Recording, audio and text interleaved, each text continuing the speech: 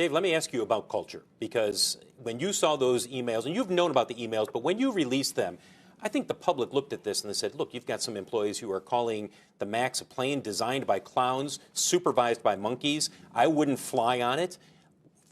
What was your reaction the first time you saw those messages? Stomach turned, just like yours would, just like anybody's would.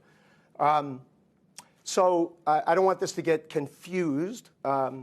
So I believe that that kind of language and the IMs that were disclosed, and I wish they'd been disclosed inside the company a long time ago, not while we're in the midst of recovery 3 years later.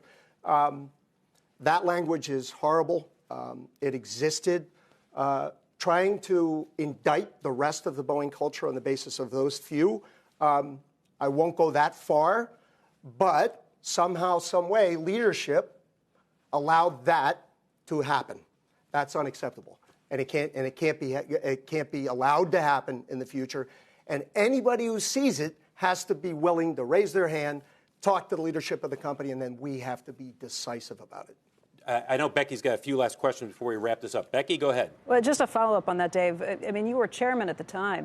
When did you find out about the messages, and was it Dennis Muhlenberg's decision alone to not release those messages sooner? Becky, we found out way too late. There was only one moment in time that if we had found out, we all would have done something, and that is the day it was written. So it's the who found out later, and every one of us involved in every step of that process believes we found out too late. We agree with all of that. And were we as transparent as we needed to be when we did find out? No. On the other hand, none of that really matters relative to the culture and the safety process we employ.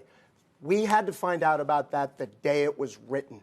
And then we had to take action quickly so that then we would have been ahead of all of this. And maybe we would have a different recommendation with respect to training. Anyway, I can't rewrite history. I wish I could. But I think that's the point.